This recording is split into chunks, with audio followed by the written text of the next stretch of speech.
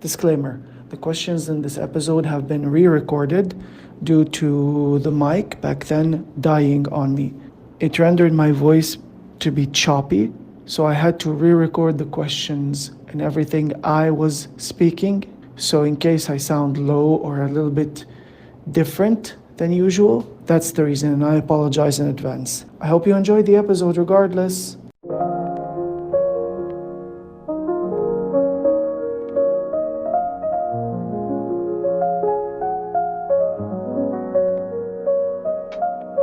Tonight's guest is an amazing person. He's one of the nicest people I've come across on Twitch. He's always so welcoming, funny, and fun to watch. Whether he's playing a hard game like Baldur's Gate 3, a game that requires you to be a little bit focused and serious, there's always giggles, no matter what. Or any other games, the shenanigans and funny moments never end on his streams. He's known to be very genuine with his funny reactions to things. The things he says, the typos he makes in chat sometimes come off as very funny. Tonight we're gonna dive deep into more lore about his channel, what is played the most and what he's up to, how he got on the platform, and more. I am so happy to welcome one of my dear friends, Storm, previously known on Twitch as Storm_SP17, and recently StormWolfTez. Welcome to tonight's episode of Twitch Tea Time. In this space, we're gonna be talking about everything from gaming to Twitch, as well as some mental health topics and more. So just grab a drink, sit back, relax, and enjoy. Hello, thank you very much. That was a really good intro for me. Thank you very much. Nerves are actually starting to creep in now, which they weren't about 15 minutes ago. No worries. just relax. I've had a lot of people say that, and then they were "Oh, that was smooth." Well, the thing is, leading up to this, I was like, I've heard that a lot of people are quite nervous, but I'm actually quite relaxed. And then hearing everything relayed back from you about there, I was like, oh, okay, right, the nerves are in now, because now I've got to present myself. I blame Jigglypuff. Oh, yeah. First thing I ask is, how are you doing today? I'm doing pretty okay, actually. I'm quite excited because later on this evening, my dad, my sister, and her boyfriend are going to be coming back from France. And she's going to be staying over here for the next 2 weeks. And tomorrow we've got plans to go out somewhere. Unfortunately, I can't get work off due to the commitments of work and the work involved. So I can't actually be off for the entire 2 weeks, but I managed to wangle Monday off so that I can sort of spend time with just her. I'll have some time to be able to spend with her and her boyfriend as well, and possibly my dad. I think there's plans on Tuesday as well to be going out and seeing one of my aunts. So I'm quite excited for all of that. I'm quite happy about having a good result in a online race that I was doing yesterday. Didn't make it easy for myself, but it was go, by the way? pretty good. What were the results? How did it? Oh, so the results for it, I ended up third out of quite a intensive, for the skill level involved. It was quite a challenging field of drivers, but didn't make it easy for myself. I dropped down from 5th to I think 9th in the first lap. Just got mugged at the start, and it was pretty much just a fight back from there, and I managed to get myself in clean air before the halfway point. Couldn't quite catch the leaders, they were too far gone by that point, but managed to really sort of cement myself as on that bottom step of the podium, so pretty excited about that. Pretty happy about that as well. Can you tell me how you discovered Twitch, and where did the name Storm_SP17 and StormWolfTez come from? Okay.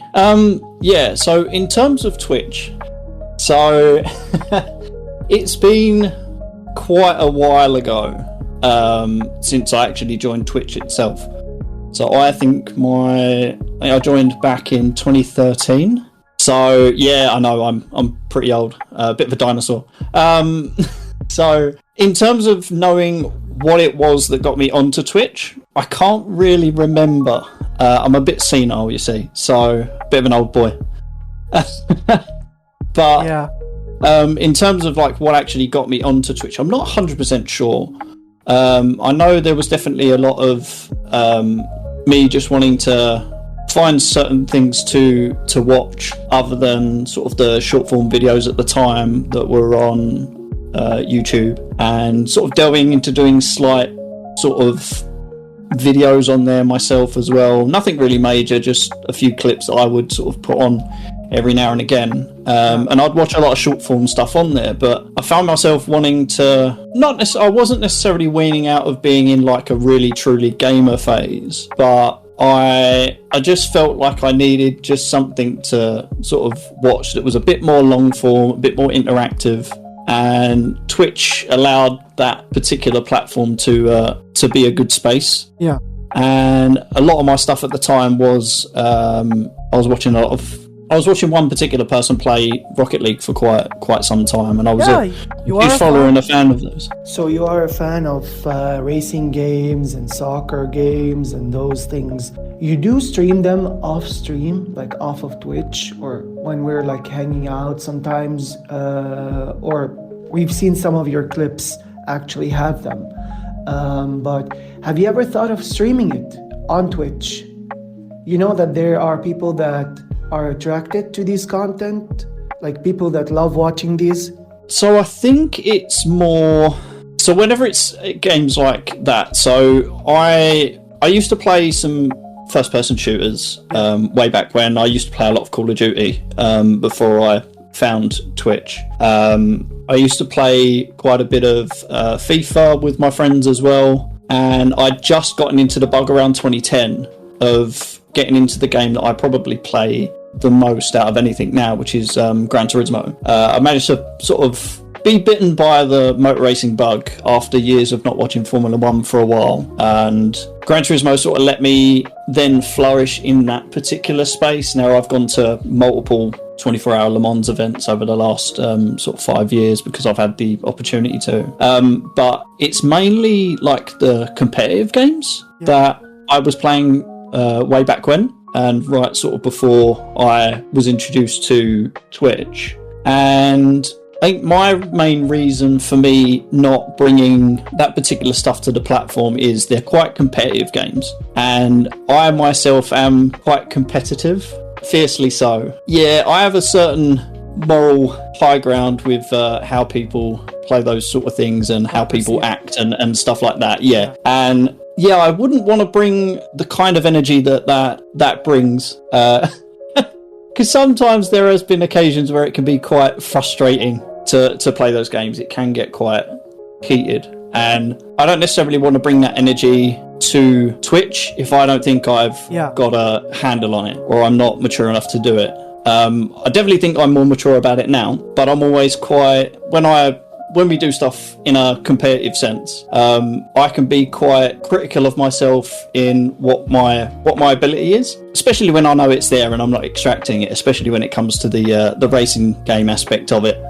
I'd recently started transitioning from my gamepad gameplay on like the racing games, sort of lost my love for the FPS and football stuff around about when I started playing Twitch, or started watching Twitch, sorry. And yeah, I just felt like I wasn't in a position where I was quite comfortable with the content being of good quality, or being able to sort of engage with chat and focus on doing that sort of thing and sort of spin those plates without it being quite frustrating that I'd like, or without that possibility of sort of like dropping the ball and whatnot. I think I'd be all right with it now. I almost actually streamed the race yesterday, funnily enough. I was contemplating it, and I was like, but if I mess up, it's going to be really silly. I mean, these are moments that people love and anticipate, you know? And some people would really love to see that sometimes. Like, Twitch can have competitive games if you think about it.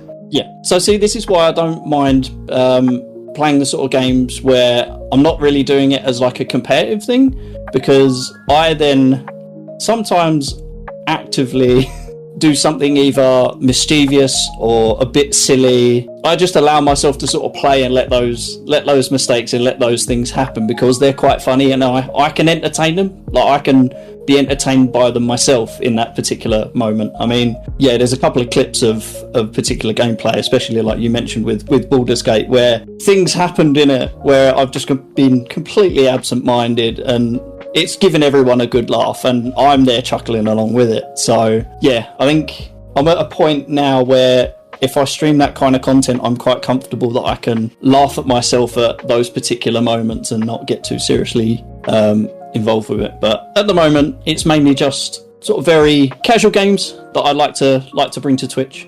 So, do you remember what was the first game you ever streamed on Twitch? So the first game I ever streamed was actually a game called Divinity Original Sin 2. The other thing is as well, I used to quite like my roleplay games, and I still do to a big degree. And I used to play an MMO called Guild Wars way before I then was on YouTube and on Twitch, and there was a couple of videos that we done for that. But Divinity Original Sin 2 was the first game that I wanted to pick up and play on stream. And I think I done one stream of it, and it was quite fun. It was quite entertaining. And there was actually a moment in there where I accidentally, because I was playing it with three of my friends, 'cause it's a 4-player online co-op as well. It's got that ability to, and it plays very much in similar vein to Baldur's Gate. So yeah, and there was one particular moment in there where some shenanigans happened, and I accidentally forgot what one of my friends' characters looked like. So I accidentally backstabbed them. Oh no. They was like, what the heck are you doing? I was like, what do you mean I'm backstabbing this player? And they went, no, it's me.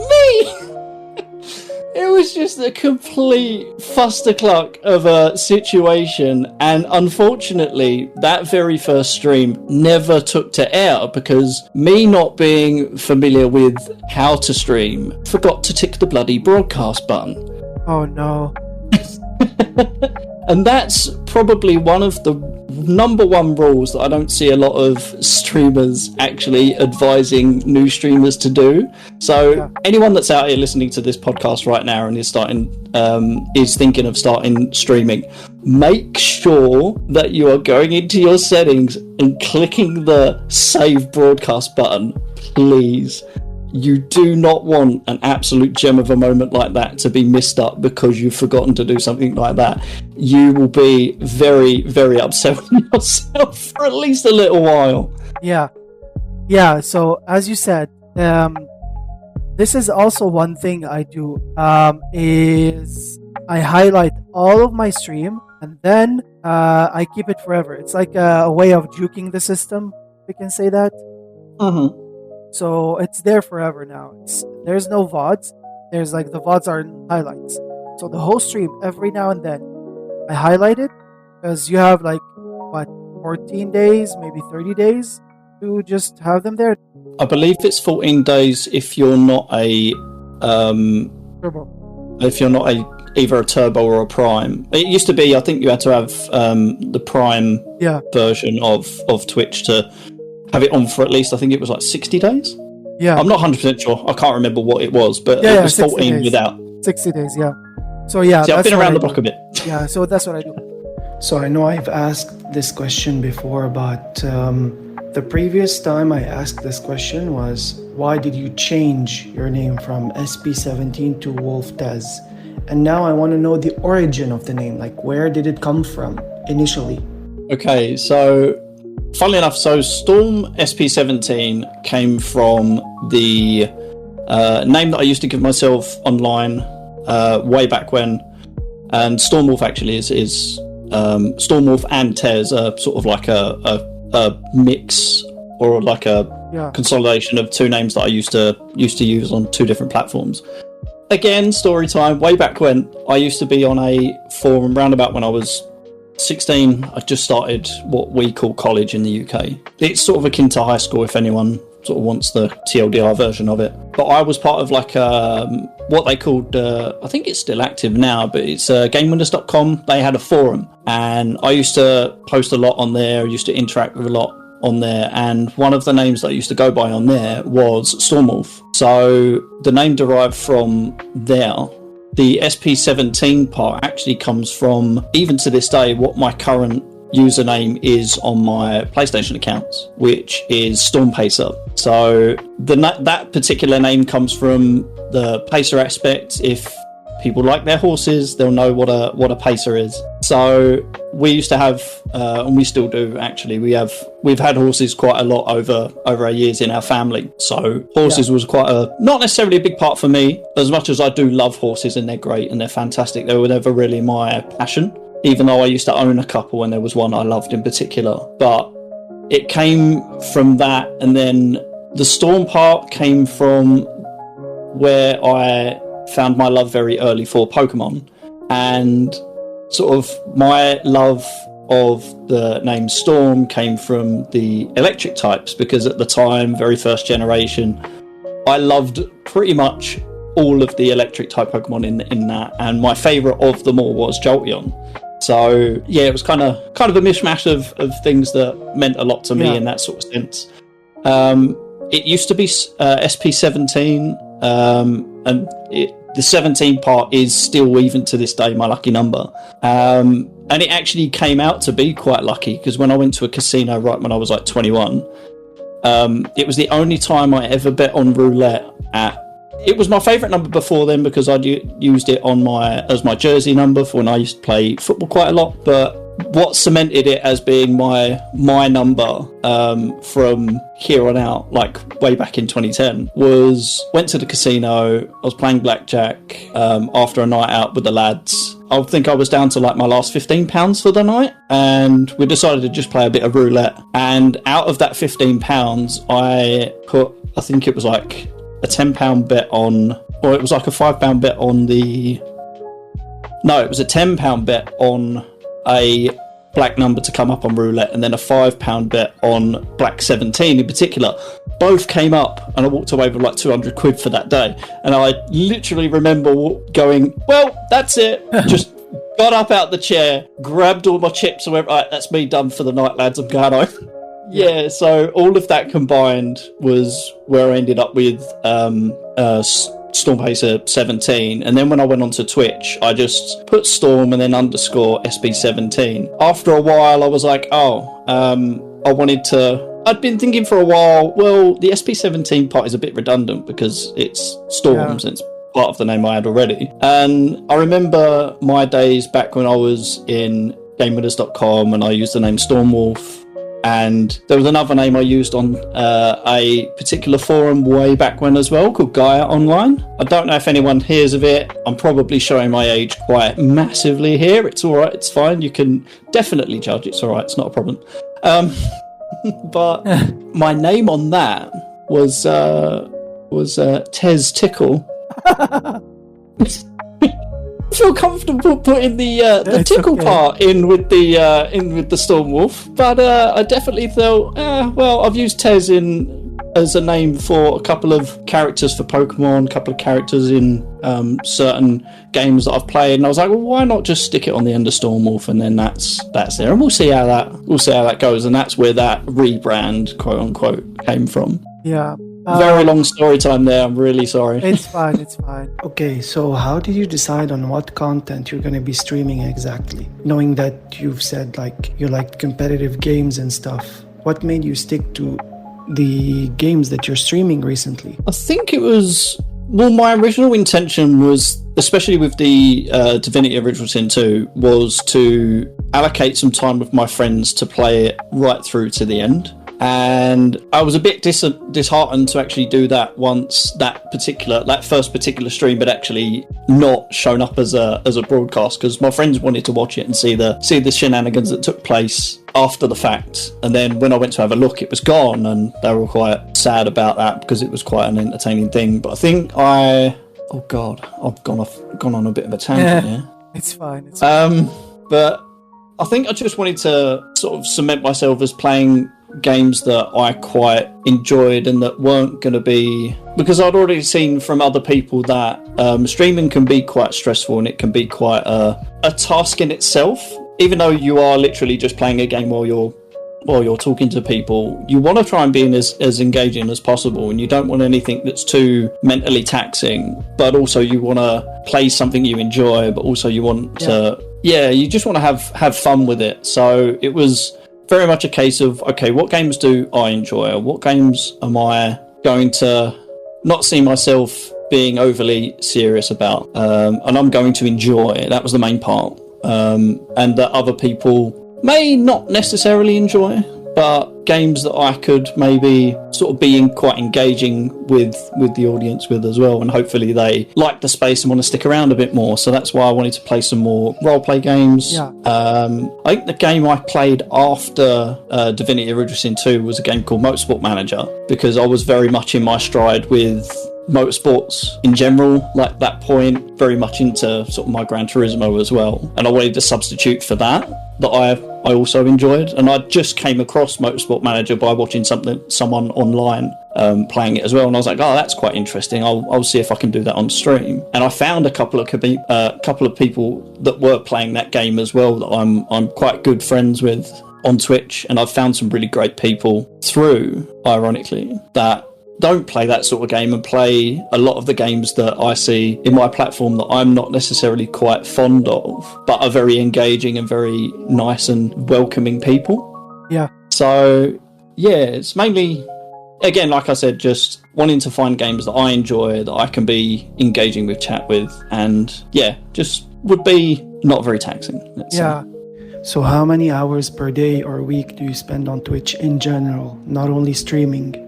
I think the short answer to that is yes.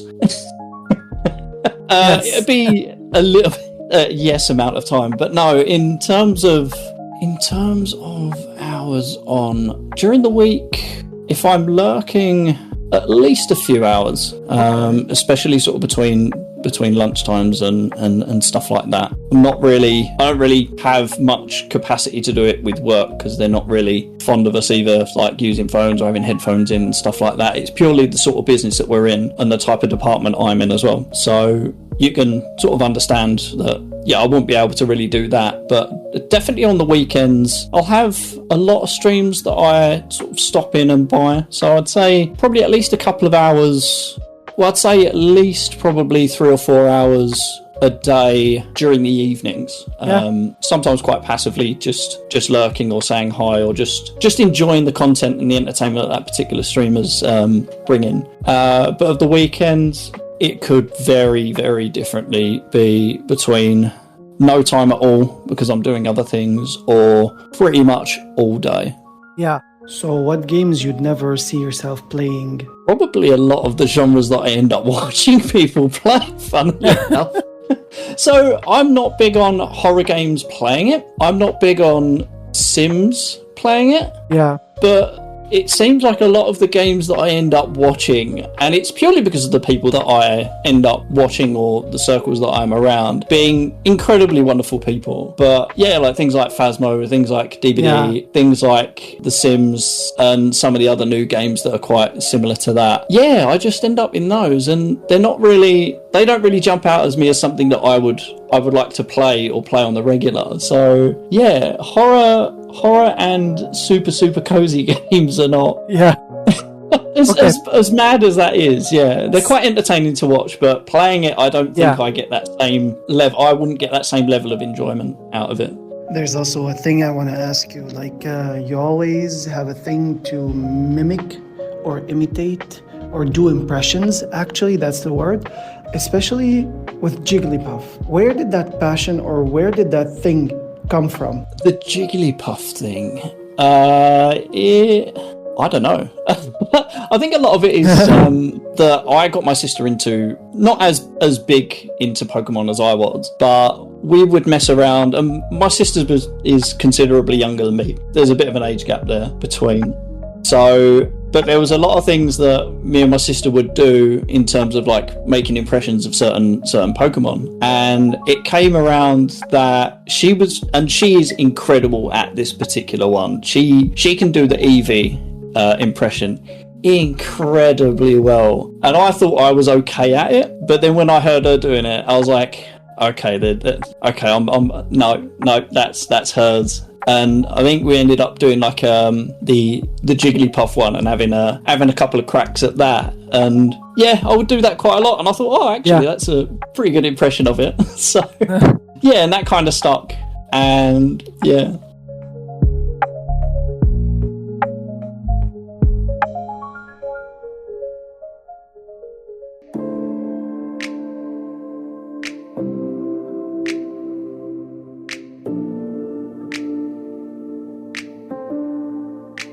So this is segment 2, which is a pop quiz / lightning round about you.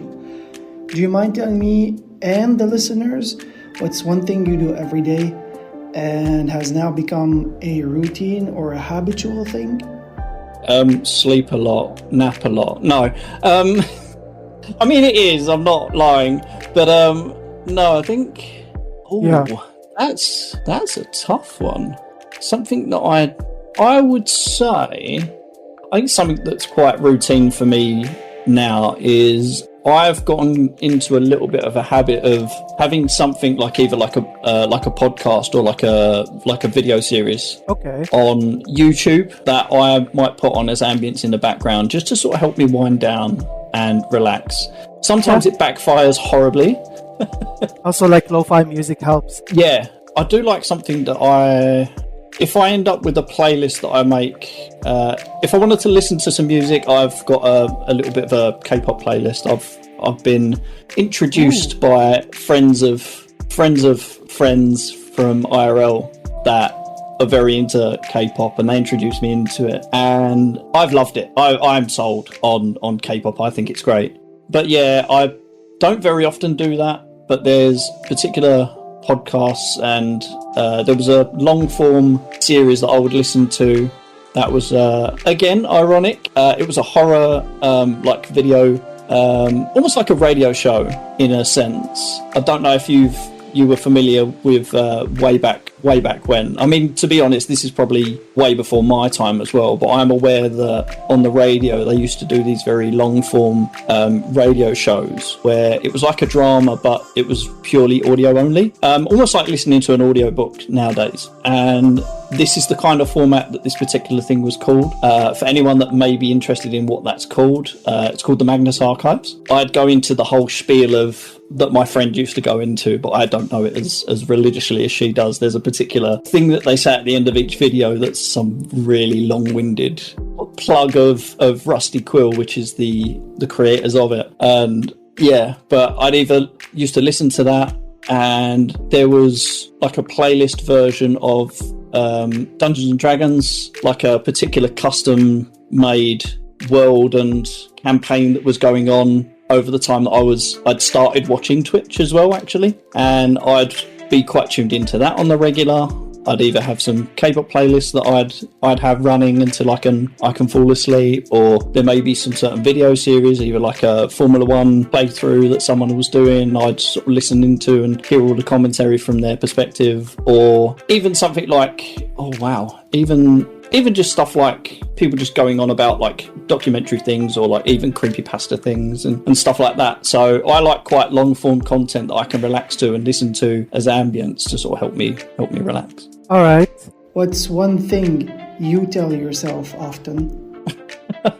One thing that I tell myself quite often. So I would say these have not been very quick fire, have they? It's fine. It's more of a pop quiz. You can also skip it. No, it's fine. The one thing I tell myself is mainly something I say at work is just focus, because I have a bit of a thing at work where if I've got quite a lot of things going on with my work, my brain likes to be like, this really difficult task. It'd suck if I was to just want to shut down right now. And it's like, no, focus, get it done. You'll be better. You'll feel better afterwards. Get it done. I sense the ADHD. There may be. I mean, I've not had it diagnosed, but it's one of those things where I do think that there may be some underlying spectrum of it. But I've learned to sort of pick up on the cues quite naturally and be like, okay, right, I know what this is. No, you need to snap out of it now. And once I get a task done after that, I'm quite relaxed. But I do often tell myself to just sort of like center down, focus, get things done. So what's your biggest pet peeve?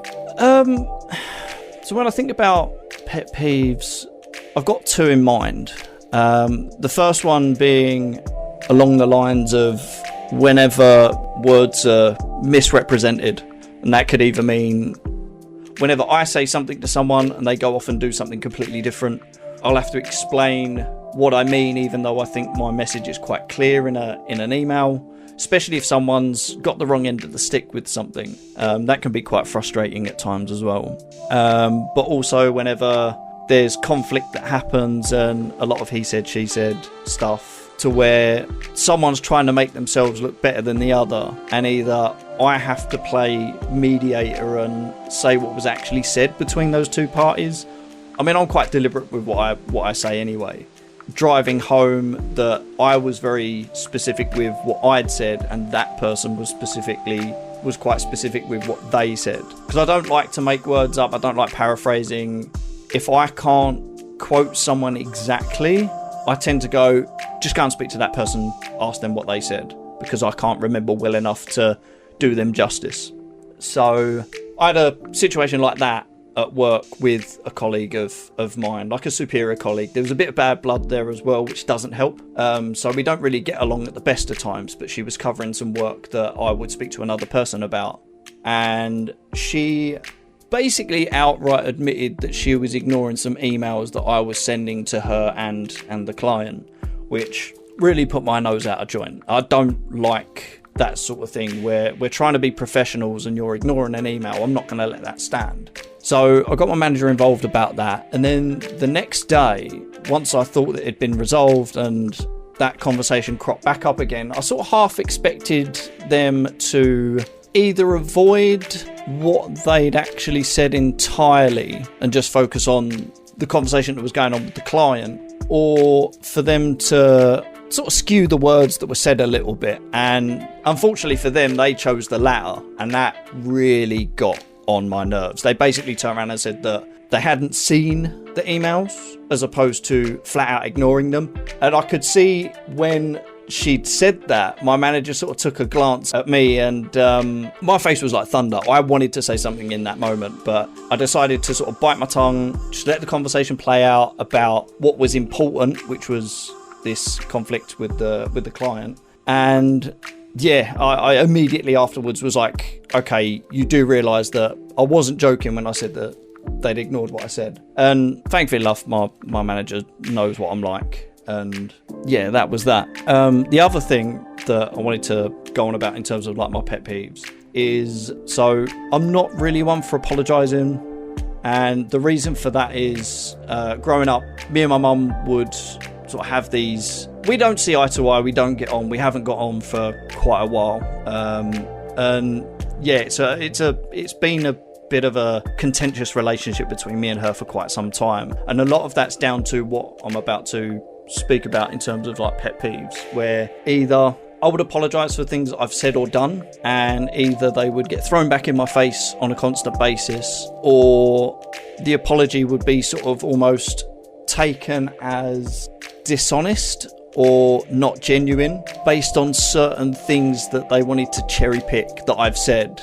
And to me, if you're gonna scrutinise the way I've apologised to you, it's something I really can't. I have a low tolerance for people that do that, because what it tells me is that you want me to apologise in a certain way that, I suppose it would be disingenuous to say strokes your ego, but sort of panders to how you would like me to apologise. And almost to an unnecessary degree. Usually when I've been in a situation like that with my mum, she's expecting me to sort of be on my knees, begging, pleading, like, oh, I'm really sorry, like crying, begging and stuff like that. And to be honest, with the amount of time this sort of interaction between us had gone on, I was not prepared to do that anymore. I'm very much a case of, if I'm going to apologise for something, it's up to you to accept whether or not it's genuine. I know that I am being honest about the apology that I'm trying to make, and I will take steps to make sure that whatever I'm apologising for, whatever mistake I've made or whatever words have been said, don't happen again. Whether you believe that or not, I don't care after that point. It's your problem. And I very much take that stance with anyone. But also on the flip side, I don't really like apologising anyway. And the reason why I don't like apologising is because I've seen the sort of flip side of that, where an apology is accepted by my mum, and years down the line, the thing that I've had to apologise for has cropped up in conversation again, almost like the apology never happened, or that she'd never accepted that apology to begin with. And I also get things where she would apologise for things she said and done to me, but then months or years down the line, she would then go and repeat that. And we tend to get into a bit of a vicious cycle together with stuff. So I won't go into too much detail, but essentially we go through this phase of talking, and then some things are said about certain people in the family, or like one of us, so like either like my mum or me, or like my dad, me or my sister, and like go through certain situations that I thought were resolved. Then we'd argue about that, and then we'd go on this hiatus from each other, I suppose, until usually it's me that sort of like ends up being the bigger man and trying to establish that connection again, either with an apology or just in general just trying to sort of like bury the hatchet sort of thing. And it's got to a point where throwing the apologies back at me, or not really learning from the mistakes that you've apologised for in the past, I really don't care for it anymore. So if people want to apologise to me, that's fine. I'm not going to ask for one. To me, apologies are never necessary, but they're always appreciated, because I know how difficult it is to apologise for something, especially when initially you don't think you're in the wrong about it. But me personally, I would rather just not make the mistake that seems deserving of an apology, rather than someone actually sort of making an apology, if hopefully that makes some sense. So yeah, there's those two. Sorry, I know you only asked for one, but I couldn't choose between them, and hopefully what I've said makes a lot of sense as to why I couldn't. If you were to be any object or creature, whether real or fictional, what would you be and why? Real or fictional? I'm going to be a bit of a nerd here. Displacer Beast, 100%. Ooh. Big old six-legged murder kitty. I love felines. My favourite animals are like panthers and cheetahs and stuff like that. And the first ever picture that I saw of one, I'd be like, I'd either want to own one or be one. What's one thing you cannot live without? I don't think I could live without... This is going to sound really corny and cheesy, and I actually went a little bit teary-eyed there. My sister. Aww. Sometimes we may fight like cat and dog, even though there is that sort of big age difference between us, we can still sort of have our little squabbles and stuff like that. But yeah, I love my sister to pieces. There's some things that I sort of say to her, and it really sort of like ticks me off a little bit. There's certain things she does that really gets under my skin, but ultimately I want nothing but the best for her. And yeah, if she weren't in my life, because it was a long time coming for her to sort of like come into my life. So, oh God, I'm having to compose myself here. Oh goodness, the feels. You didn't tell me there'd be feels coming. But no, in terms of, I don't think I'd be able to live without my sister. And I think if anyone was to cause her to not be with me anymore, I'd be taking them down with me. Yeah. So what's your comfort off-stream game? My comfort off-stream game. At the moment, I've gotten back into playing some Motorsport Manager, something I haven't played on stream for ages. But also Gran Turismo. I like to just be able to just theory craft certain things for like my friends and I to do in terms of like our own sort of organised little racing series. A little bit like the one that I was in yesterday, but maybe just something a little bit more sort of low-key, a little bit more sort of for us to enjoy, but also still be sort of in that competitive aspect and just sort of meld those two kind of worlds and ideals together. But even just to sort of just grind and just enjoy sort of like pushing myself against the clock and getting a little bit better a little bit every day at that, and just the enjoyments of race cars in general. If I gave you $1 million, what would you do with it? I would be quite sensible with it. I would probably set myself up with a deposit on a house or outright own a property straight away. I would probably set aside some of it to ensure that my sister can sort of get through her studies without really any issues. I would offset some of that to my immediate family, my mum, my dad. I'd set aside some of it also for my sister to be able to do what she wants with outside of. And the rest of it, I don't know. I think I would probably just put the rest of it into making sure that probably get a second property so that I can rent out and just be on the property ladder and stuff like that, and make a passive income from that. And then maybe just put some away for if I have kids so that they can live comfy, and even sort of ensure that I'd probably take out a will and stuff like that, like straight away, just to make sure that particular money is safe and that I can do with that what I will. In your opinion, what do you think is the worst invention ever made?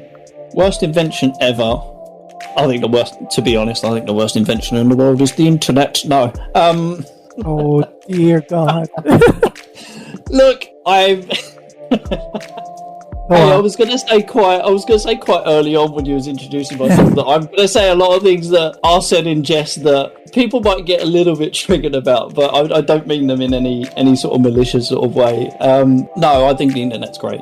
There are things that spoil it sometimes. I think social media is probably one of, in some ways, I think it is one of the worst inventions ever made. Purely because of what kind of a cesspool it can end up being, and I don't think it's great for people to have that particular cesspool so widely accessible, because I think it just puts us, it regresses us from being able to sort of have real conversations and real agreements, disagreements, without things being so one way or the other, which I think harms the progress we make in as humanity. So I think if not that, probably toothpicks. I can't explain the amount of times that I have put those bloody things anywhere near my teeth and they've gone through the gum, and it is the most rage-inducing thing I think I can ever do. Oh my God, yes, I know the feeling. Like you're sitting there and you're like, oh, I've got this bit of food in my mouth. French for the food went 3 inches up on my gum, sir. I'd probably say that. No worries. Which of these three would you give up if you had to? Money, love, or gaming? Money, gaming, or love? Oh, I'd want to say money. Okay. Because gaming is something that I do enjoy. I don't think I've got the same. I don't want to say obsession. Obsession's a bit of a wrong word to use. I don't think I've got the same enthusiasm anymore that I did have in my younger days for video games in general. That will be something I quite happily admit to, in terms of like the variety of games that I play as well. But also, it'd be nice to find love, because I am getting on a bit. I would like to start a family of my own one day, and I know I'm still quite particular about what kind of person I would like to have to be able to start that sort of thing. I'm aware of the fact that I'm getting older now, and the people that my options are sort of quite limited in being able to start a family from scratch in that aspect. But yeah, I still think love and gaming would be something I would keep. And I mean, I'm not exactly financially unstable at the moment. Obviously, my situation could be a heck of a lot better. I think everyone else's could be, but I don't think it will be the key to sort of happiness and fulfillment that I wouldn't get any real satisfaction out of having a lot of money, as opposed to being able to enjoy games or find love even sort of like love from family and stuff like that, but more so love with like a companionship with someone that I could sort of spend the rest of my life with. I think that would be a lot more. Those two things combined would be more fulfilling than the combination of the other permutations of that particular discussion. Yeah. So this is a 3-part question. So part 1 is, what's one of your all-time favorite songs or a song that's stuck on repeat for you recently? My all-time favourite song for me is Iris by the Goo Goo Dolls. Oh, nice. It's always been my favourite, way back when I saw the film City of Angels. And movie-wise? Oh, movie-wise. So, I really enjoyed the first Avatar, as in, like, David Cameron's Avatar. I think other than that, a name that came straight into my mind, Homeward Bound. I would say Homeward Bound. That's a beautiful little story. Yeah, especially the first one, because there was a lot of very heartfelt moments in that. Especially one of the last scenes that sort of like juxtapositions like sadness. And I won't spoil it for anyone that hasn't seen it, but I'd definitely say if you haven't watched Homeward Bound, definitely go and give it a watch. You'll cry, but you'll also cry very happy tears as well. Yeah. What about a TV show or series? Oh, favourite TV show or series? Charmed. Has to be Charmed. I was going to... No, I couldn't think of anything to trigger people. I was going to say something quite controversial, but I couldn't think of anything. I'd say either Charmed or Supernatural, but definitely Charmed. What is one big red flag you cannot handle in a person? One red flag that I could not handle in a person. Purely because of personal experiences. I think the one that comes out to me, and I'll speak a little bit personally here, because it's something that I don't have the greatest relationship with my mum. There's some things that have gone on in her life that has sort of led her to be quite a cynical sort of person in a way, quite distrusting. And it leads to certain things where apologies aren't enough. And one of my major red flags is that if I'm going to apologise and you're going to accept it, then we have to agree that the line's going to be drawn there. Because otherwise, if the apology keeps getting thrown back at me, and this sort of leads back into my thing of where I don't really agree with apologies, and I won't necessarily ask for an apology from people. I just expect someone to understand that you've said or done something to me that wasn't great, and that instead of apologising, just make sure that you're doing your best to make sure that doesn't happen again. And I think as long as we can sort of come to that particular conclusion, I don't think an apology is necessarily needed. It's greatly appreciated. I don't necessarily need it. Yeah. And my biggest red flag in other people is if I'm willing to apologise, that it's accepted graciously and we can move on from that particular thing. Yeah. And just make sure that we're doing our best to make sure that doesn't happen again. Yeah. If you're the kind of person that's going to throw an apology back in my face, I am very unwilling to carry on conversation. What's one thing you spend a lot of money on besides games? McDonald's. that's a good one. It is an unhealthy obsession at this point. That's fine. In a very physical way and a financial way. I'm very financially irresponsible when it comes to my Maccas. I do like my ritualistic 5 a.m. McDonald's breakfast. That usually happens on a weekend. It hasn't these 2 weekends. I've been quite good, but it's usually a ritual that I get into quite frequently, and it's a problem. Something you always wanted to learn but never had the time for. My immediate thought goes to a language. Any language in particular. But if I had to choose, it would probably be French, because it was something that I done quite early on in my schooling life that I was interested in. And I'd done okay with it in sort of like my middle school, high school, it's secondary school for the UK. It was something that I was quite not academically good at, but I was okay with right up until I realised that my knowledge of it had eroded so much when my sister and my mum moved to France, and they was relying on me up until my sister managed to learn the lingo, and she's really good with it. And I've always said that I wanted to get back into it to be able to help her learn, but she's very much outstripped me in that sort of thing, where she's been in that environment so much, and it's great to see that she's so fluent with it, and it does make me wish that I'd picked up that particular language. If not, probably the Japanese. or maybe even an Eastern European language as well, like Lithuanian or Polish or Romanian. Yeah, it would help with work stuff as well, and to be quiet. There's certain people at work that I'd like to pay a lot more respect for the things that they do, and sometimes I think that one gesture that I can do to that is to be quite humble and thanking them and conversing with them in their own language. I think I would want that to be assigned to them, that I'm being quite respectful to them as a person on a very personal level. So yeah. If you had one special superpower, what would it be and why? And how would you use it? Oh, okay. So there's two, and it comes from something that I had started doing, and I had brainstorm sessions in. Can I say two? Am I allowed to say two? Is that greedy? Nope. You say whatever you want. I don't mind.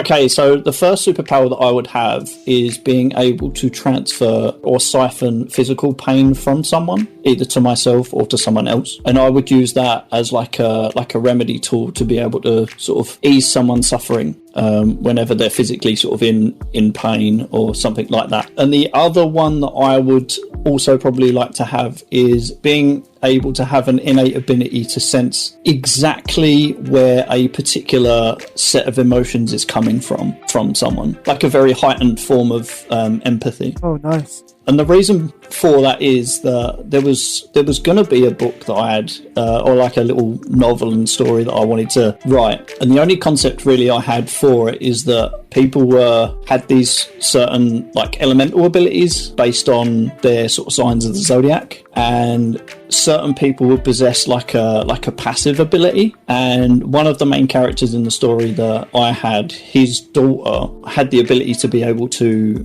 perceive exactly what it was that was causing the heightened emotions of a particular person or creature, because there was going to be one scenario where she would find like quite a threatening animal in the wild with her dad, and she would understand that it's being quite aggressive and stuff like that because there was like a very specific reason for it. So her ability to sense exactly where the emotions came from sort of weren't a language based thing. It was purely, yeah, she could interpret it like very, very well. And the other one was just something that I thought based on a lot, because there's a couple of friends that we have that do suffer from quite debilitating physical ailments, and it's quite obviously I don't have their anatomy, so certain things I would never be able to experience. And so at the very least, having the superpower of being able to siphon off some of that pain and discomfort and stuff like that, or even to sort of show to someone else the pain that person's suffering because of an illness, or even some sort of like pain that I'm suffering, and sort of share that pain on so that person knows and understands. Yeah, I think that would be quite a selfless superpower to have. So yeah, either one of those two. Well, mine would be teleporting, but there's a catch. You cannot learn it, or it cannot be for everyone. That's what I meant. You have to either learn it through some sort of like special classes or some sort of way, inherit it, or you have to do something to earn it. Because if it's for everyone, and if it's like there for like people to use, we would end up having like criminals and bad people just visiting us, or just like spawning or teleporting every now and then in our houses. Okay. I've heard it before in some of the podcasts, but I knew it was coming, and I was like, you're going to say teleportation, aren't you? Because everyone wants teleportation, or the ability to be invisible. And I completely get it. I'd like that as well sometimes. There are certain occasions where I'd love to be invisible or be able to teleport, especially when I want to meet certain friends of mine, just like that. Yeah, so what's the weirdest habit you have? Oh, God. Weirdest habit that I have? I think... this is going to make me sound weird, and it's fine. But I will have conversations with myself about certain things that are rolling around in my head about a particular topic, and I think I do that more as a sense of being able to sort of listen to myself, and almost like when you read something out loud, whether or not it still makes logical, consistent sense in your head. Yeah. And I think it sort of helps me in certain situations to be able to sort of argue against myself and sort of choose a better way of handling the situation, or to get some clarity that I'm actually thinking of something right in my mind. It's, yeah, like I said, it's a weird habit. It's an unusual habit for sure. Yep. So if you had an alter ego, what would they be named and what would they do? Well, I'm glad you say that, sir. So my alter ego, I'll go into why this is, but my alter ego would be Misty Disaster. Misty Disaster, of course. God. Yeah, so my alter ego comes from, funny enough, it was something that my sister landed me into years ago when she was younger. She was only like 6, bless her. But she said to me, oh, there's this thing that's going on stage at this particular holiday park. And I didn't know what it was. She knew, but I wasn't sure what it was going to be. And she went, oh, I've nominated you for this. Do you want to go up there? And I'm like, well, what is it? She went, no, I'll just go up there and you'll find out. And it turned out to be this thing where, like, you would try and be the opposite sex of, and like create a persona based on that. And like, I remember looking at my sister going, you motherfucker, I'm going to kick your ass once I'm back off this stage. Swear to God. But you know what? For the sake of winning this, I'm going to go full send, and I have something exactly in mind, and that's that alter ego was the alter ego I chose. If you had the chance to switch lives with one celebrity from today and live as them for one day, what would you do, and who would it be? Keanu Reeves. The guy is just so nice, so down to earth, so unbelievably successful, and yet he does seem to live this sort of humble life for himself, this very charitable life for himself, this very generous life for himself. And it'd just be interesting just to see what his day-to-day would be, knowing that he's quite a popular celebrity, experiencing what his day-to-day thing is going through, what routines he goes through in the morning, whether or not people sort of understand that, yes, he's a celebrity, but no, it's not always okay to just like walk up to someone, be in someone's face, like all the paparazzi and stuff like that. Yeah. Just to experience that particular thing. Nice. What is your favorite drink? So I would say my all-time favorite drink is probably cream soda. Oh, nice. Yeah, well, mine would be Jägermeister, but you know that they add energy drink with it. They mix it with it. Jägermeister and Red Bull, isn't it? Yeah, that's my favorite drink. But I add to it. I add vodka and I add either soda, but I don't drink soda. So I substitute it with either juice or sparkling water. Really? Okay. That to me, just in my head, almost makes it defeat the purpose of it being a Jaeger bomb, but I think it's purely because it's got the Jaeger and the Red Bull that it still qualifies. So yeah, I mean, I'd just have a straight Jaeger bomb. It's one of the things that if I don't want to drink a lot during the night, but I want to have a drink, my starting drink as soon as I walk into somewhere is Jaeger bomb, please. I'll have that drink, and then I'll be okay for the rest of the night on soft drinks, and that does me good. But yeah, I love Jaeger bomb. Much approve. What's your favorite comfort food of all time? My favourite comfort food of all time? Probably bananas. I am obsessed with bananas. If there's ever bananas in work, I've probably eaten most of them on that particular day. If there's bananas in the house, or I go out and I cross the fruit section, and I see that there's like an abundance of bananas, I'm buying at least 2 bags worth. And we'll probably eat most of them within the week. So what's the weirdest thing you've ever tasted? The weirdest thing I've ever tasted... I'm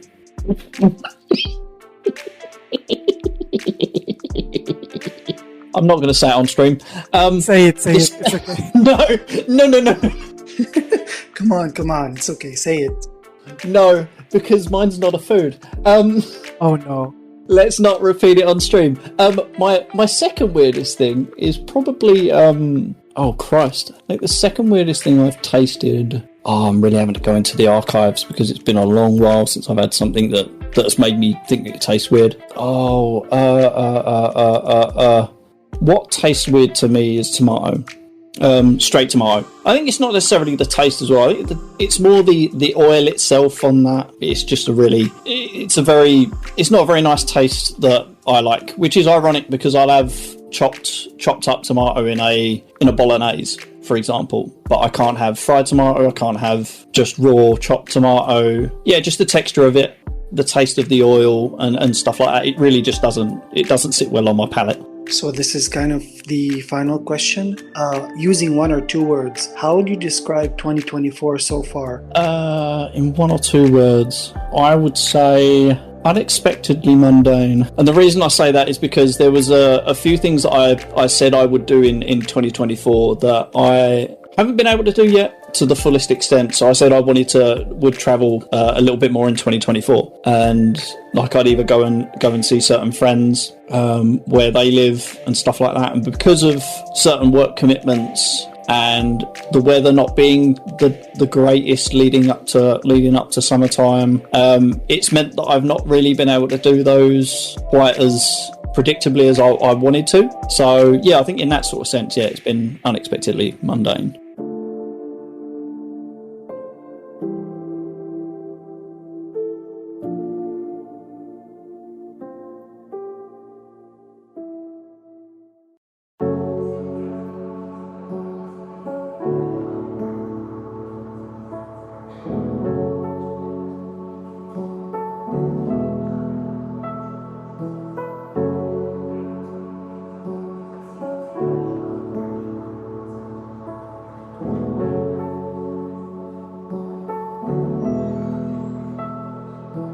So now we're gonna we're gonna play a mini game that I set. So I'm gonna name a set of 3 games each time. You're gonna have to tell me which one you'd play and keep forever, which one you'd uninstall. You can play it once or just a little bit and then uninstall it, but you cannot go back to it, and which one you would delete from existence and it's gone forever for everyone. It's called play, delete, uninstall, and that also applies to the whole franchise. I'm going to be an absolute menace and I'm going to cause mischief. Sorry for everyone that's watching. This is why the segment is here, honestly. So, Call of Duty. I'm going to have fun here. So, Call of Duty, Battlefield, and Counter-Strike. My trigger answer is going to be delete Call of Duty. Uninstall Counter-Strike and play Battlefield. My real answer is delete Counter-Strike, play Call of Duty, uninstall Battlefield. Apex, Fortnite, and Valorant. So you have 2 cards. Let me tell you about both of them.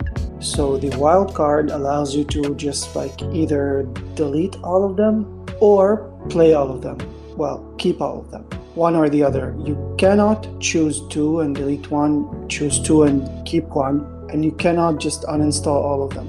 And the Joker allows you to skip, and keep that in mind. The Cheshire grin on my face right now just to pull the Joker for this one is I would delete Fortnite. My God. I did not want that to exist in the slightest. So yeah, I would say delete Fortnite. Valorant and what was the other one? Apex Legends. Yes, definitely 100% delete Fortnite. Sorry, not sorry. And then it's a toss-up between Apex and Valorant. I think I'd say play Apex because I want a really good excuse to play a game with Lexi, and I know that she was quite a fond player of Apex. I would probably just uninstall Valorant. Okay, so Quake, Doom, and The Elder Scrolls Online, which the infamous Skyrim is a part of. By the way, just FYI, for those who don't know. Pulling the Joker here, delete all of them. Fair enough. I've hit the nuke button. Yep. I don't care. Nuke them. No worries. So PUBG, Overwatch 2, and Halo. Oh God.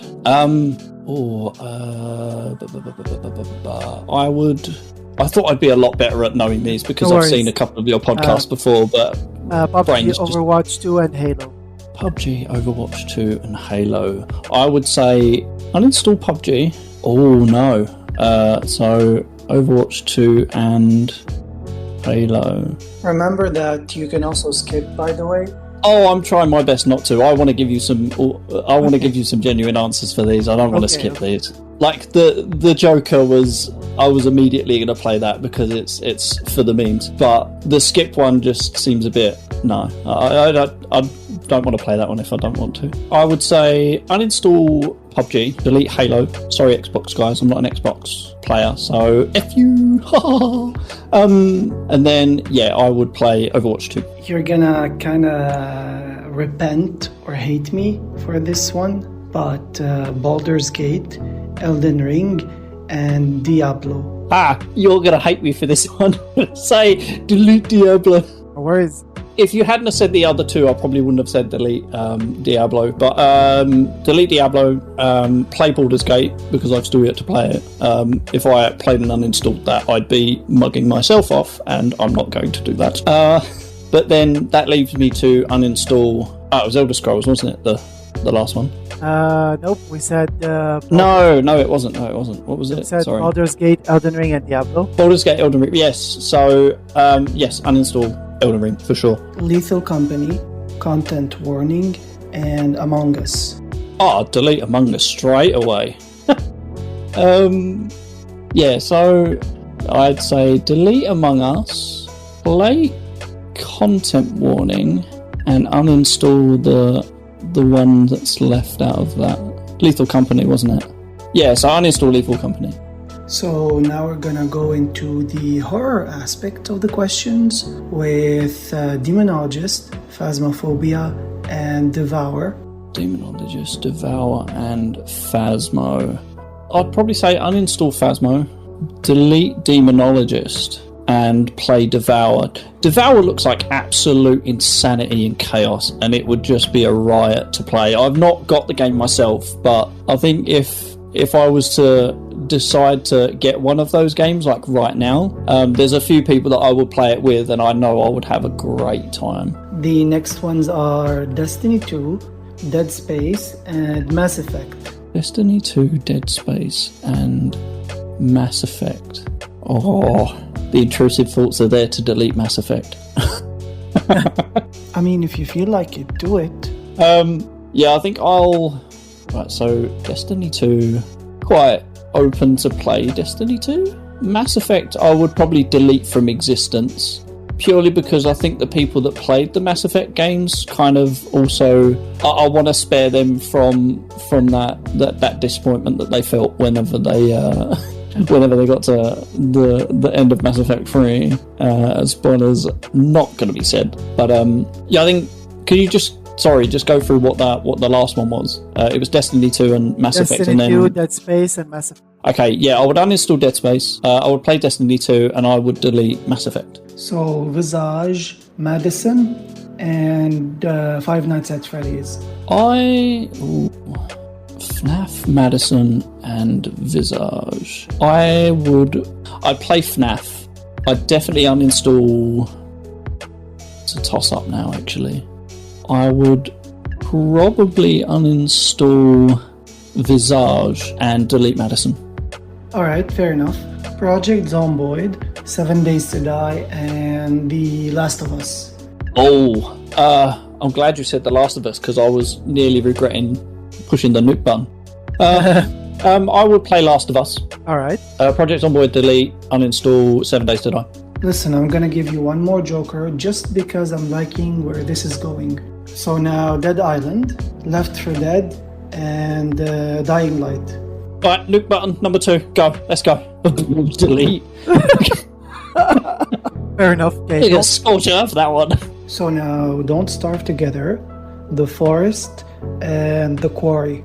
Play Don't Starve Together, because I think it'd both be quite interesting for both of us to play it. I'm not that enthused by it, but I think it would be pretty interesting if we were to play it. I would uninstall, so I would delete the I would delete The Forest. Nearly said the wrong one there. Sorry. Yeah, well, I would delete The Forest, and I would uninstall The Quarry. DBD, Texas Chainsaw Massacre, and Killer Clowns from Outer Space, the game, which is recently released. Could you repeat those again? Sorry, the third one really threw me. Really distracted me. Killer Clowns from Outer Space. So, interestingly enough, a little bit of context to this one. So, there was like a bot in another Discord that I frequent, that used to do random questions. And one of the questions was, what's the most useless thing you own? And I immediately turned around and said, my copy of Dead by Daylight. So I would say uninstall Dead by Daylight. I'd probably play Texas Chainsaw Massacre. And the one with the incredibly long name that I don't care to have repeated. Deleted. Yeah, fair enough. Alan Wake, the Resident Evil collection, and The Evil Within. Delete Resident Evil. Ooh. I would play... I'd play Evil Within. Okay. And I would uninstall Alan Wake. You're not wake enough. Oh my god. So, final one on the horror category. Dead Rising, which is kind of like a spoofy, more of a comedic version of a zombie game. And we have The Mortuary Assistant and The Walking Dead.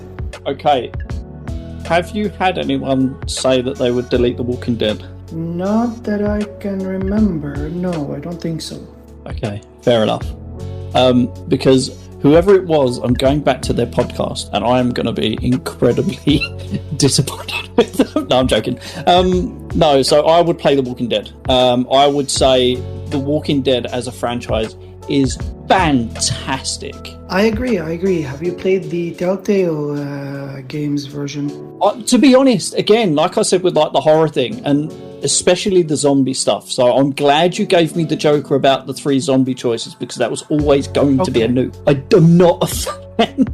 I'm not really a fan of zombie stuff. So for me to say that The Walking Dead is a fantastic franchise that I would happily play if I could get my arse in gear for it, that's saying a lot. So yeah, I'm playing The Walking Dead all the time. Dead Rising would probably get a delete, and Mortuary Assistant looks good. I think I would probably get to a point where I've got the endings of them all cleared, and I've played it sufficiently enough to where I could feel happy with going, okay, I've done what I need to do with this game, uninstall, make room for something else. Okay, so the following, they don't exactly fall under the pure horror. It's more of thriller, suspense category with Little Nightmares, Silent Hills, and the Alien series. I'd delete Silent Hills. That game is why I don't play horrors. Yes, so the entire franchise, I'm nuking it. Well, yeah, because the Silent Hill franchise, it was the one. It was the one game. It was quite interesting, the first one, but it scared the absolute bejesus out of me. Just as iconic as the opening scene was, like the opening music to it is, it absolutely would set my teeth on edge, and everything about the game way back when it was done, because I was only a young kid at the time.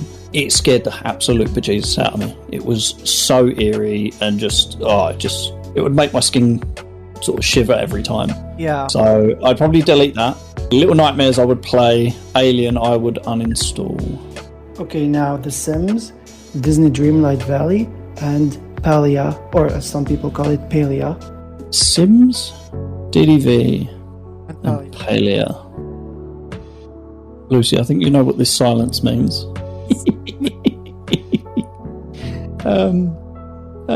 I really want to be that guy. I mean, I want to be that guy. I just do it. Delete The Sims. Play Disney Dreamlight Valley. Yes. Uninstall Palia. Alright.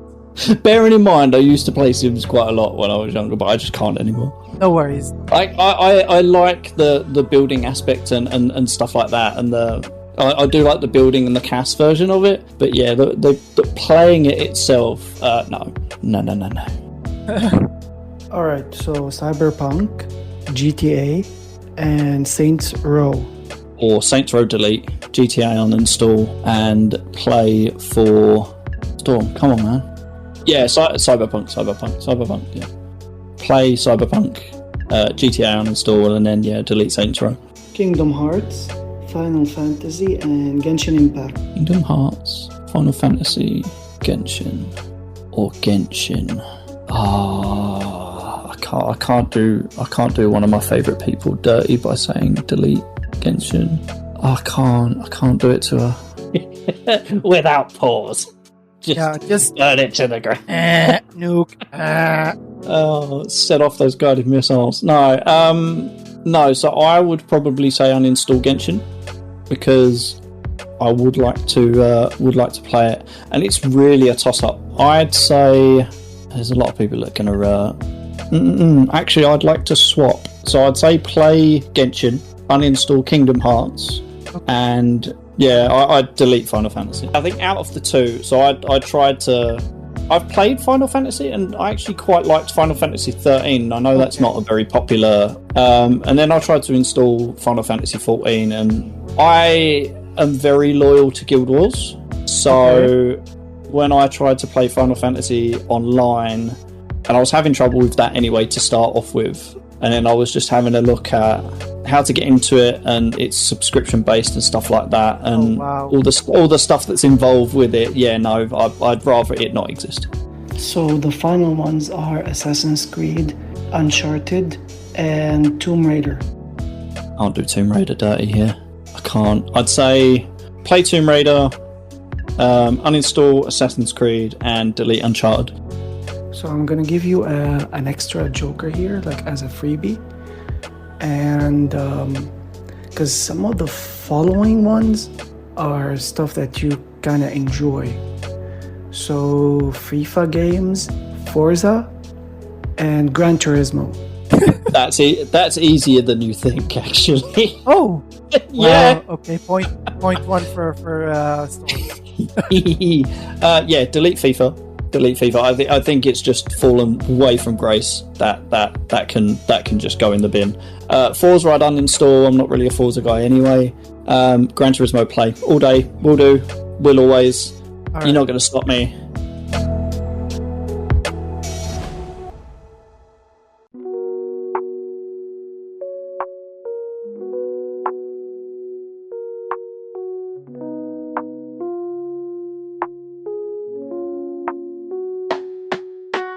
So this is the mental health segment. In this segment, we're going to be talking about mental health and some sensitive topics. So some topics in some episodes might seem triggering or a little bit too harsh. So please, I advise to listen with care and feel free to skip or dip out if you feel that the subjects might be heavy in some episodes. Tonight we're going to talk about the negative impact of stuff, and especially with friendships. I'm going to let Storm talk, and because I kind of relate to what he's going to be saying, or giving that the topic is such, because I've dealt with similar issues technically, because we've been like speaking about this before the episode, and I told him like, okay, this might seem like a subject I relate to, so let's hear it. Okay. Well, I think the one thing that needs to be made clear about mental health as well is that I know, aware that people seem to think there's certain people, and I know it's probably more of a minority than it is a majority, but I think there's this sort of stigma that mental health isn't really real, and I definitely think that mental health is a very, very real and very, very serious thing. Mental illnesses as well. There's also something called invisible disability. So some people with either dyslexia, ADHD, stuff like that, they all fall under that category, and I've seen it used a lot. See, I've seen invisible disabilities as also with the term sort of like invisible disabilities. I've seen that like a lot of autoimmune stuff can be sort of bundled into that particular umbrella of invisible illnesses. Stuff like Crohn's. I know there's maybe. I think endometriosis can be something that is considered like an invisible illness as such. There's a couple of autoimmune ones that I'm not my brain's not striking a match on at the moment. I think one in particular is like lupus. I believe that's one of the ones that's considered as like a invisible illness as such as well. And I know there's a colleague of mine in work that suffers from lupus and some other autoimmune diseases as well. So I think it's important for those to be considered there as well. I know it's a mental health thing, but yeah, no, it's quite insightful about the dyslexia and stuff like that being considered there. That's a new one on me, and I'm quite glad you highlighted that. But yeah, in terms of the mental illnesses and mental health in general, I think it's a very real thing that people need to consider. I also think that very serious conversations do need to always be active with that, and I think we should be allowing ourselves a lot of time to have conversations and get all of the research that is necessary to make sure that we are moving forward in a net positive thing towards being able to acknowledge what kind of things are causing it, what kind of things need to be assessed with it, how we assess it, what kind of things we need to look at from sort of like life perspective, and what people are doing within their day to day. Whether it can be born from like good habits, bad habits, stuff like that. It could even delve into stuff like having a conversation about what we put in our bodies. For me, I think it's no secret.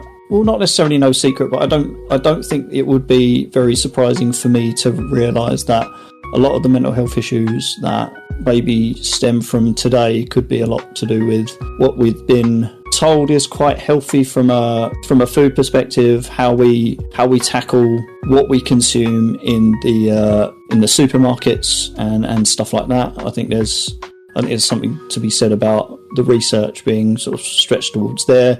I know certain homes are not in a financial position to where healthier foods that don't have these sort of things that could affect the chemical imbalance of people would. Oh God, my brain just went on a bit of a tangent there. No worries. It wanted to skip to something else, and yeah, I need to bring myself back to what the point I was making. So I think there's a point to be made about what households are able to afford and whether or not the things that they can afford could be contributing because of the way they're processed or the way that they're regulated and stuff like that. That could have a big effect, and in terms of like how their bodies are sort of reacting to that and what kind of mental effect that could be having, just as well as real life experiences and stuff like that. I think there's definitely a lot of avenues that need to be covered that hasn't been covered in such an extensive thing to where we can have a real conversation, really make some progress on tackling the mental health issue. Yeah. In terms of what you highlighted with regards to the main sort of like life experiences segment and about the moral compass. So the two stories I wanted to go into, both of those really sort of occurred in my late teens, round about my college life. So the first one that I kind of experienced was I think it happened actually around about the same sort of time. So I had one occasion in college where there was a particular friend group that I was a part of. There was a couple of girls in it that one I didn't feel particularly attracted to, and one I quite fancied, but I knew she was very keen on someone else, so I sort of crossed that out.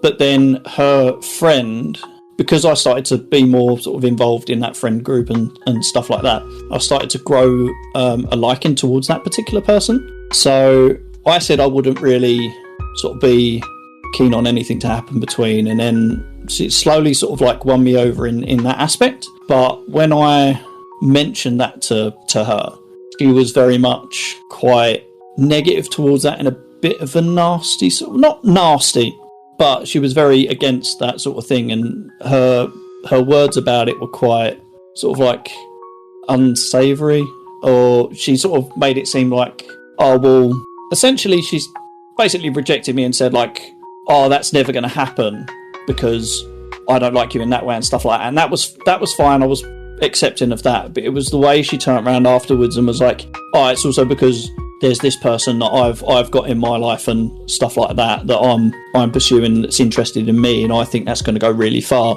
So why would I why would I even acknowledge that? And acknowledge that with you. And I was a bit taken aback by that, and I was like, okay, well, there was no real need for that. And it sort of changed my sort of the way I interacted with that person. I didn't really want to associate with that person all that much anymore. I was still friendly with her friend, but I didn't really want to sort of associate myself with her. And then sort of in a state of almost karmic justice, let's say, that particular person that she said that she was going to go really far with and stuff like that had outed her for another person and had been sort of essentially cheating on her with someone else. And it left her in quite a vulnerable position. And at the time I was a bit like, how will you talk to me like a pile of trash? It made me feel crap, let's say. So you kind of, the universe has its way of teaching you a certain lesson, so to speak.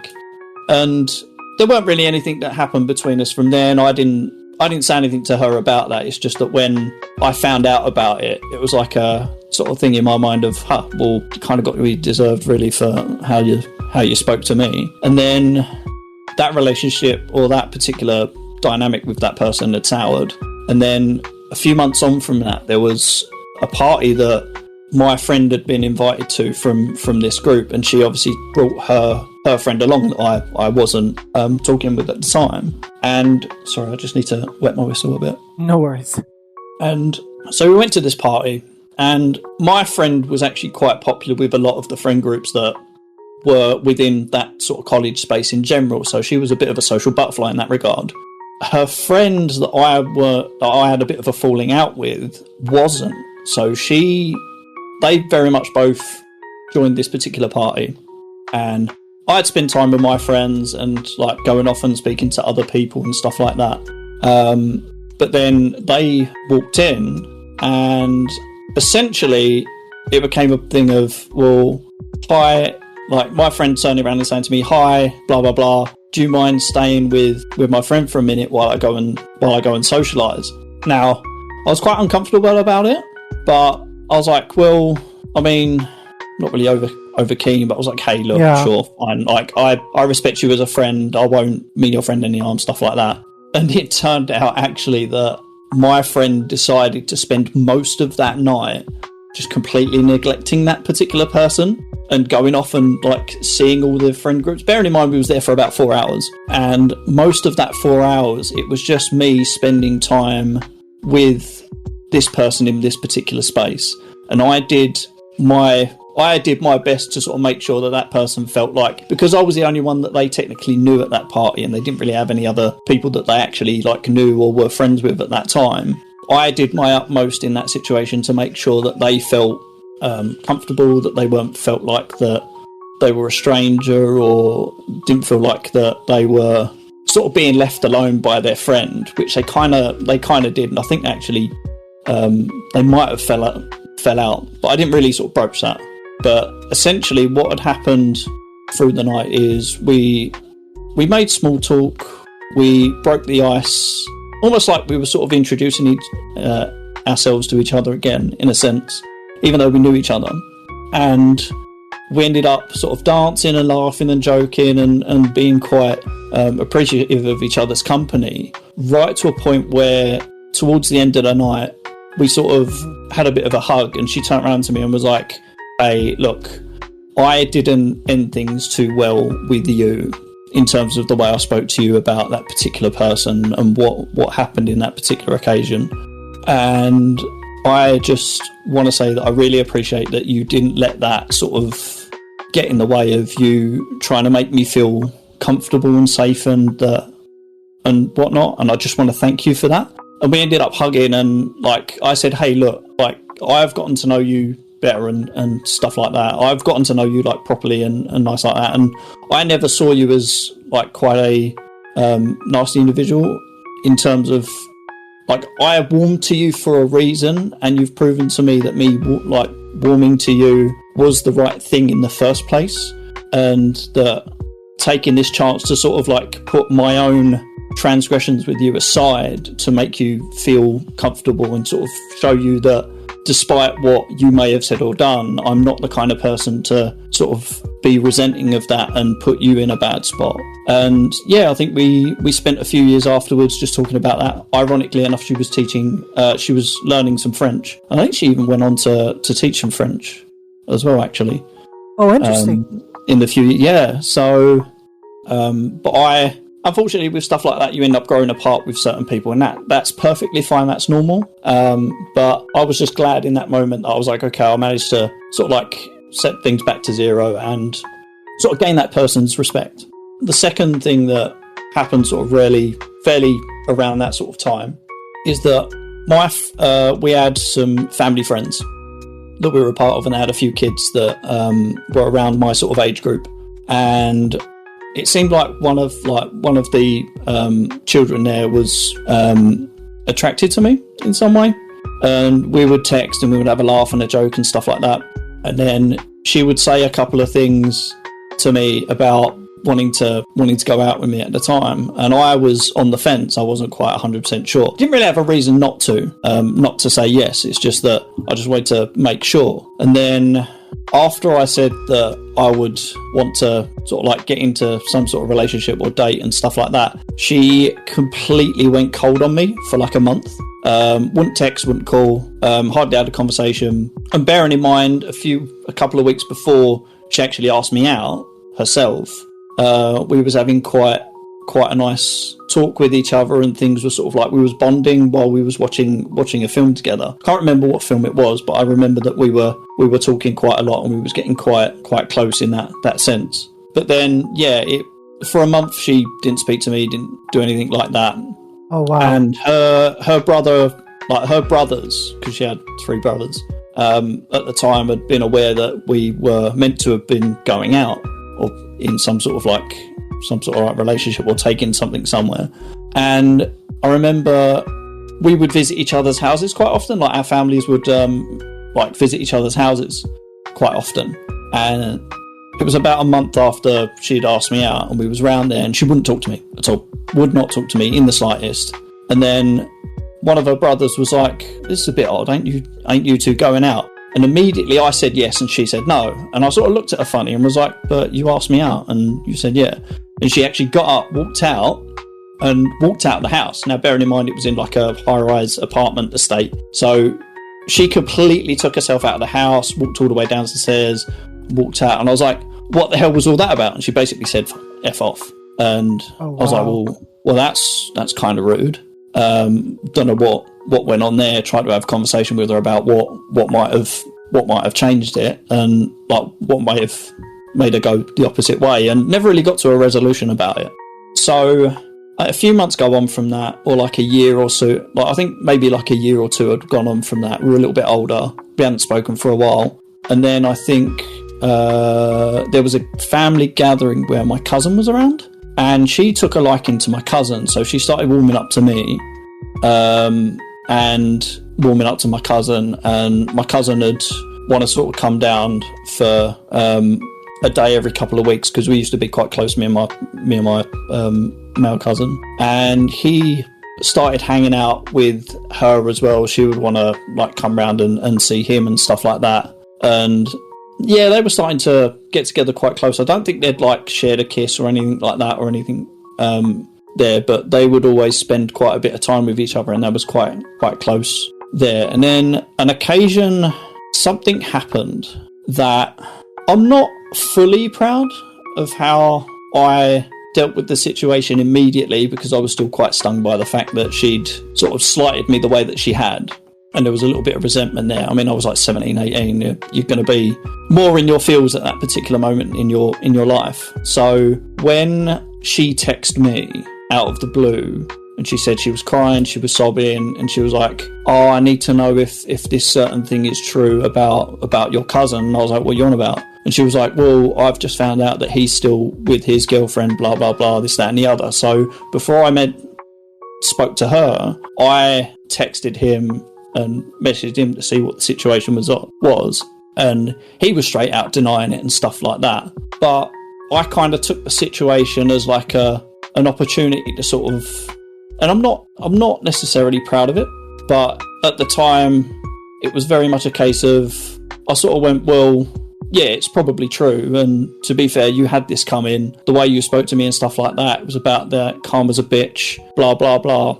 And she was like, oh, I'm so sorry about like what I said to you and stuff like that. And I was like, well, you made your bed and lie in it, and that's it. Like, you kind of got what you deserved here, and I don't really want to speak to you again about it. And we wouldn't really talk, and we didn't really have opportunities to sort of spend time with each other. I was still in quite close contact with her brother and stuff like that, and he didn't really seem to have a problem with how I handled the situation. But then a few years later, we all went to like a seaside place for the day, and our parents didn't really know that we'd had this sort of like slight falling out.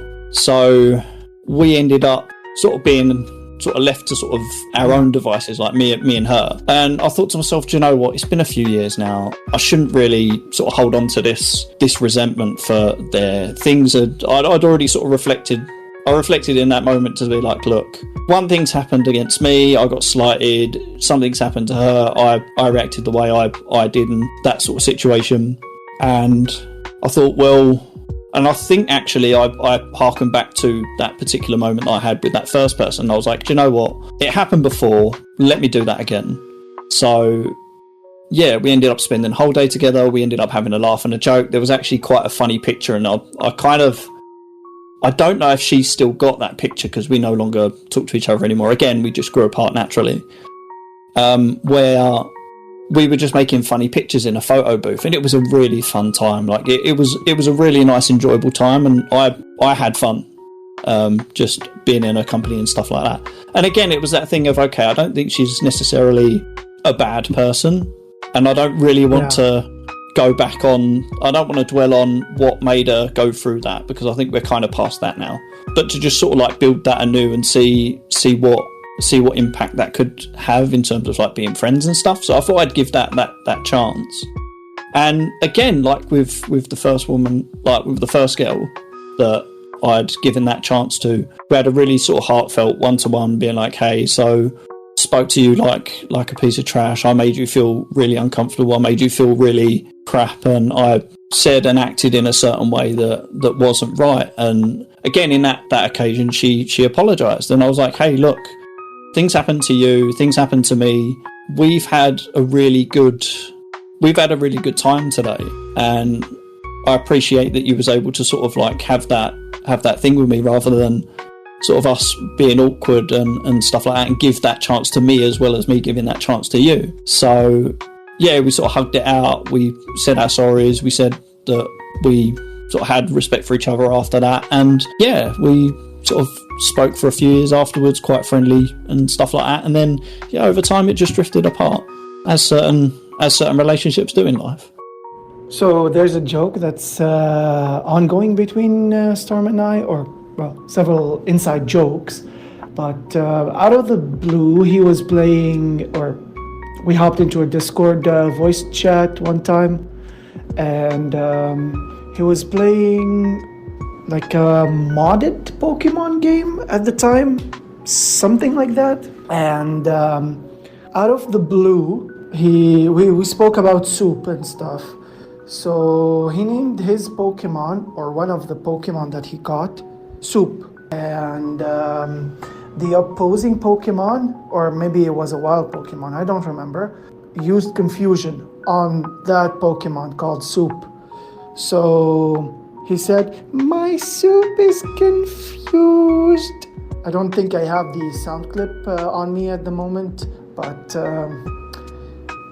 yeah, and that stuck around ever since.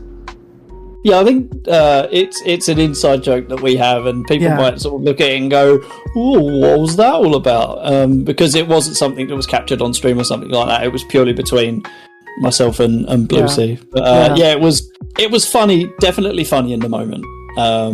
And people might sort of see that as weird, but I don't mind. It's our joke. If they don't like it, it's different. Anyways, thank you so much again, Storm, for being here. No, I appreciate you having me on.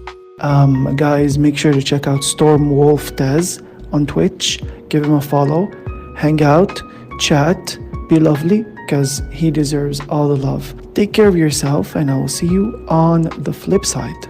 Bye.